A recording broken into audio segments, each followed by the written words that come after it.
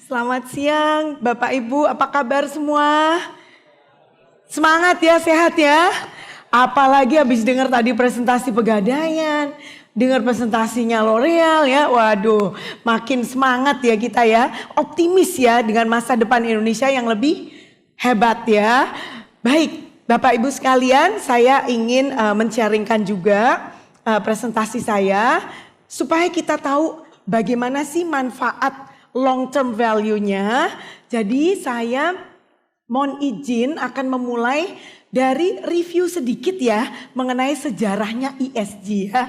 Mungkin buat teman-teman di sini ada yang udah tahu atau mungkin ada yang jadi yang udah tahu pura-pura nggak tahu aja. Yang udah tahu apa yang belum tahu, mudah-mudahan ini bisa bermanfaat ya. Baik, mungkin bisa next. Ya, baik. Nah, ini panjang ya, tapi saya akan jelaskan singkat saja. Jadi ceritanya ESG itu diinisiate oleh Bapak Kofi Annan tahun 2004. Nah, beliau pada waktu itu adalah sekretaris jenderal di PBB ya. Beliau ini visioner. Jadi beliau sudah memikirkan bagaimana ya supaya para investor itu kalau membeli saham di bursa efek ya, itu mereka menggunakan kriteria kinerja non finansial. Nah, jadi yang finansial itu udah wajib ya. Jadi non finansial. Jadi non financial performance. Nah, supaya apa? Supaya perusahaan-perusahaan itu dipaksa untuk melakukan kegiatan-kegiatan yang tidak hanya bisnisnya berorientasi kepada penciptaan profit saja, tetapi juga menciptakan non-financial performance. Jadi berkontribusi positif kepada environment dan sosial. Nah, setelah itu Bapak Kofi Annan ini dibantu oleh IFC, International Financial Corporation, untuk mengumpulkan 50 CEO di dunia. Jadi dari perusahaan-perusahaan besar di dunia. Lalu mereka berdiskusi, oke, kalau begitu kita sepakati dulu yuk kriteria indikator non-financial performance itu apa aja. Nah, akhirnya mereka menyepakati kriterianya, indikator detailnya. Jadi maka kemudian mereka mempublikasikannya di dalam buku Who Cares Wins, Connecting Financial Market to a Changing World. Nah, next. Nah, jadi sebetulnya untuk ESG itu mungkin boleh next dulu sekali lagi. Next lagi. Ya, ini dulu. Ini adalah kriteria yang disepakati oleh 50 CEO tersebut. Ya, kriteria ini sudah diupdate oleh IFC tahun 2020. Nah, ini kriteria ini adalah basic kriteria yang berlaku untuk seluruh jenis industri. Bahasa kerennya sektor agnostik. Ya, jadi dimanapun kita melakukan bisnis dalam bentuk apapun, kita ingin tahu basically termasuk UKM ya. UKM secara basic itu non-financial performance itu apa saja sih? Ya, jadi kita bisa lihat di sini ya bahwa ada aspek environment, kita bisa lihat semuanya berkaitan dengan environment dan sosial. Menariknya, sosial di sini bisnis pun masuk ke aspek sosial. Ya, jadi contohnya health and safety. Health and safety itu kan nomor satu untuk karyawan ya. Health and safety, apalagi setelah kita ada COVID. Nah, jadi health and safety. Kemudian juga job creation. Lihat yang di atas ya. Social aspect. Jadi kita kalau bicara ESG, social aspect itu bukan hanya untuk community atau yang berkaitan dengan charity atau filantropi, tetapi termasuk job creation, juga termasuk bagaimana kita bertanggung jawab kepada konsumen. Jadi health and safety of our products misalnya, itu juga part of social. Jadi ini adalah indikator dari non-financial performance. Nah, kemudian governance kita lihat di sini kaitannya adalah sebetulnya intinya mereka itu adalah siapa tadi nanti kita akan diskusikan. ingin mengetahui bagaimana BOD atau pimpinan tertinggi di perusahaan itu terlibat di dalam, pertama adalah mendesain program-program ESG yang related dengan bisnis, dan yang kedua memonitor pelaksanaan atau kinerja ESG tersebut. Itu intinya. Maka di dalam BOD itu harus ada siapa yang bertanggung jawab untuk memonitor. Itu perlu diungkapkan. Nah, mungkin bisa ke slide yang nomor 2, mohon izin. Nah, di sini baru kita tahu apa sih itu, siapa yang berkepentingan dengan ESG. Jadi nomor 1 itu memang investor. Ya, investor. Kemudian ada konsumen. Jadi kalau perusahaan itu sudah go public, itu tidak bisa ngumpet ya. Karena apa? Ada lembaga-lembaga rating ESG yang akan menilai rating ESG, menilai kinerja ESG maupun risiko ESG dari perusahaan berdasarkan informasi-informasi yang tersedia umum. Nah, maka yang membuat perusahaan itu stres adalah hasil ratingnya itu dipublish di websitenya mereka. Jadi semua orang bisa lihat di wallnya mereka. Nah, jadi perusahaan itu tinggal lihat apakah itu menjadi wall of fame atau wall of shame. Ya kan? Kalau jelek jadi wall of shame ya, kita nggak mau, maunya wall of fame. Nah, disitulah kenapa investor itu sebelum mereka beli saham, mereka kalau investor besar ya, mereka akan menghubungi lembaga-lembaga rating, tolong dong hitungin nih perusahaan X itu berapa ESG-nya, bagus apa enggak? Kalau jelek saya nggak mau beli sahamnya. Nah, seperti itu. Nah, jadi itu investor. Kemudian konsumen, kami juga punya klien itu tidak go public, tetapi dia eksportir terbesar buah-buahan ya, dia salah satu terbesar di dunia. Itu konsumennya bilang saya akan lanjutkan beli dari Anda asalkan Anda bisa menunjukkan Anda punya program-program yang ESG. Nah, jadi konsumen pun juga minta. Lalu tentu yang lainnya ya. Nah, lembaga ranking di Bursa Efek. Nah, di Bursa Efek Indonesia itu ada yang namanya Sri Kehati Index.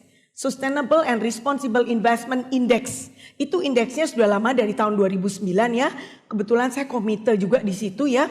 Kita menganalisa kinerja non finansial semua perusahaan yang go public itu kemudian dimasukin rating. Rating yang paling bergengsi memang Sri Kehati karena hanya ada 25 perusahaan yang masuk setiap tahun 2 kali. Tapi ada juga ESG Leader Index dan ada ESG Index ya. Nah, jadi disitulah kita bisa lihat kalau mau beli saham perusahaan mana nih yang masuk indeks-indeks tersebut kita beli ya. Kemudian tentu lembaga rating, lalu perbankan, lalu pemerintah, organisasi non-profit, tentunya karyawan. Kalau kita lihat tadi health safety-nya bagus, program karyawannya bagus, tentu karyawan senang ya di perusahaan ya dan bangga. Siapa yang gak bangga ya kerja di L'Oreal, di Pegadaian ya kalau lihat wih programnya keren banget ya. Nah, kemudian jadi itu bisa meningkatkan loyalty, lalu media tentunya. Next, nah ini adalah esensinya. Nah ini Bapak Ibu, mungkin Bapak Ibu pernah dengar yang namanya ESG materiality ya. Di sini ada 2, double materiality. Jadi logika, jadi saya tuh paling suka menjelaskan filosofi. Nanti kalau diputer-puter kita ingat filosofinya. This is very simple. Nomor 1 kita lihat dari sini. Perusahaan itu kalau beroperate dia pasti akan menghasilkan dampak ya. Baik positif maupun negatif. Nah dampak negatif itu kan kita harus bertanggung jawab. Ya gak sih kayak tadi L'Oreal tanggung jawabnya mengolah itu limbah-limbahnya. Itu dampak negatif. Dia bertanggung jawab. Jadi begini nih ke kanan. Jadi pada saat perusahaan itu menentukan materiality. Materiality itu adalah prioritas. Apa yang harus saya lakukan terlebih dahulu in terms of non-financial performance. Maka dia harus lihat dulu bisnis saya apa dampaknya yang negatif. Itu namanya due diligence kalau di konteksnya ISO 26000 ya. ISO 26000 itu adalah panduan social responsibility untuk dunia, itu guidance ya. Nah kemudian kita bisa lihat company impact on environment and society menimbulkan ini. Pemanasan bumi ya, kemudian mungkin ada ya sesak nafas kalau kebakar ya, hutannya, kemudian banjir dan sebagainya. Nah unfortunately ini akan mempengaruhi kelancaran perusahaan beroperasi. Betul kan? Nah itu jadi kayak bumerang. Nah ini akan menimbulkan resiko. Betul nggak? Resiko kelancaran. Nah disitulah di sini kita ada dua cara, yang atas kebanyakan reaktif, yang bawah ini proaktif. Ya, jadi risk mitigation. Nah ESG itu penekanannya ke sini. Jadi saya mau beli saham perusahaan kalau perusahaan itu memang sudah proactively. Dia kalau ada gempa bumi gimana dia mengatasinya. Kalau ada banjir, kalau ada kekeringan, apakah dia akan stop produksi. Kalau ada pandemi lagi, apakah dia akan tutup perusahaannya. Jadi dia ingin lihat secara proaktif sudah melakukan apa. Nah jadi dilihatlah kinerja ESG-nya melalui standar-standar ESG.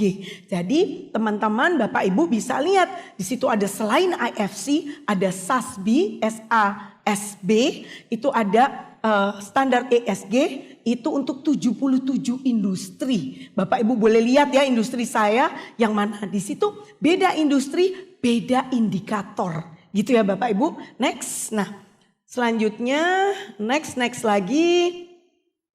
Nah, jadi sudah ada penelitian bahwa ternyata kalau perusahaan yang kinerja ESG-nya baik, maka biaya modalnya murah. Seperti tadi Bapak sampaikan bahwa ada sustainable finance.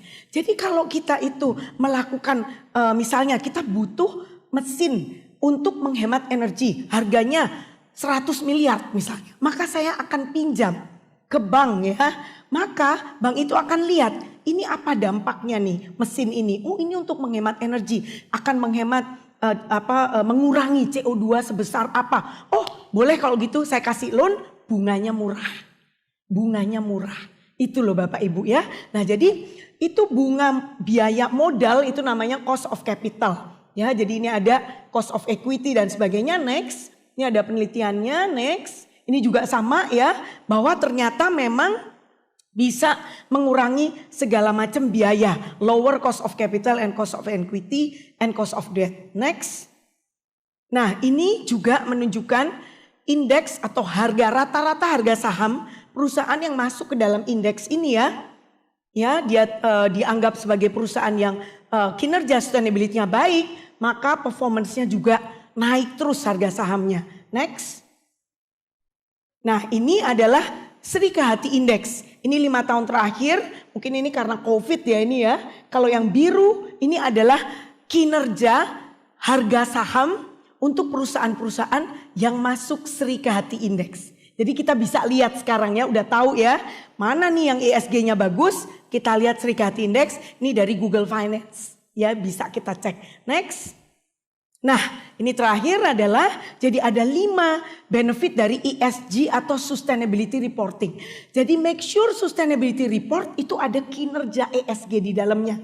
Jangan lupa. Jadi masukin kinerja ESG di dalam sustainability report. Jadi pertama fundraising. Tadi kita sudah discuss ada loan yang murah kalau project-projectnya adalah sustainability ya. Jadi kalau Bapak Ibu teman-teman ya, adik-adik mau membangun bisnis, make sure bisnisnya itu mengatasi persoalan environmental dan social issues ya. Maka dapat loannya lebih mudah dan lebih murah itu ya. Kemudian positioning membuat perusahaan kita unik, berbeda dengan perusahaan-perusahaan lain. Lalu juga tentu business growth tadi kita lihat ya di Sri Kehati Index. Lalu cost saving tadi kita udah lihat, cost of capital dan employee retention dan motivation. Jadi karyawan pasti bangga kerja di perusahaannya Bapak Ibu. Baik, next terakhir. Ya, saya ucapkan terima kasih banyak atas perhatiannya. Semoga bermanfaat. Selamat siang.